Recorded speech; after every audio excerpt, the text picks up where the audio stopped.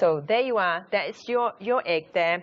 And you will find that the water that you use to cook the egg is now back into, and make sure you squeeze some out from the lid too.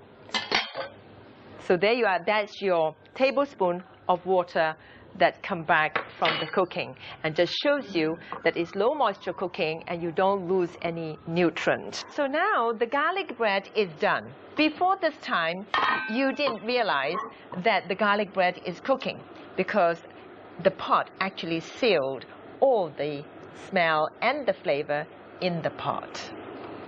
So there you are. I can just pick the garlic bread up to show you that the pan is non-stick. Using the same pan, I just need to just wipe off the grease. Just going to show you the non-stick property of the pan. There you are. There's nothing in here. Let's heat this up. Take all the moisture away. Heat this up and make it non-stick again, in order to show you the non-stick property of the pan. And so I'm going to throw some chicken breast into it, and then in 10 minutes time we'll take the chicken breast out so that you know that it is non-stick.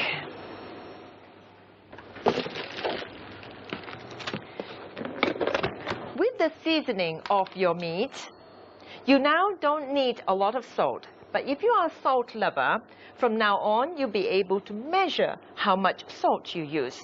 For this lot here is literally a pinch of salt, just to bring out the flavor of the meat. The rest of the seasoning is some coarse pepper and a little bit of soy sauce.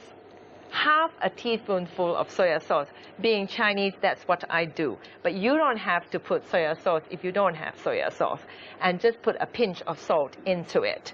And let it stand for about 10 to 20 minutes before you cook. That's called seasoning of your meat. And your meat will become more tender like that.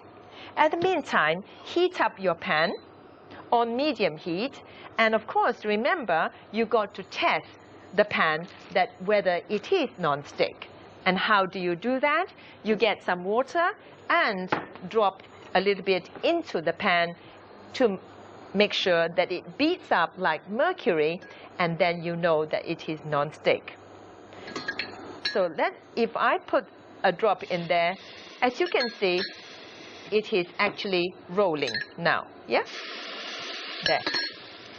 Okay? So now, whatever I put in that pan now will be non-stick, meaning that you can cook a pancake in there now, and it will be non-stick. You can throw the chicken in there, it will be non-stick.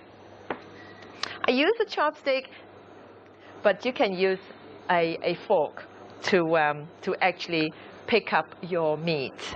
Now, there is no oil in here. So therefore, you save a lot of oil consumption, and oil is actually not good news for your health. A little bit of oil from the meat and the natural oil is just fine, enough. So,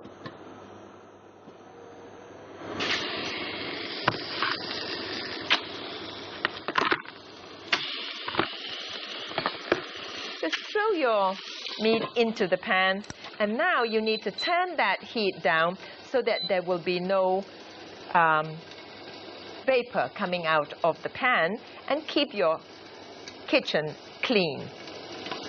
And also, it will cook more efficient as well. With conventional cooking, you probably find that if you think about it, you keep going back to the sink and you throw away all the nutrient into the sink. So your sink is more nutritious than yourself.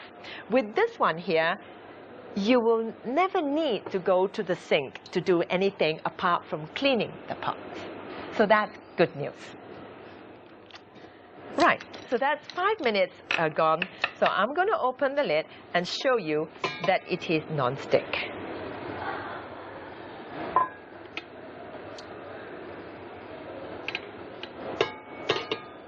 And that will be the most tender meat that you will ever taste. All the juice stays in the pan to cook your meat.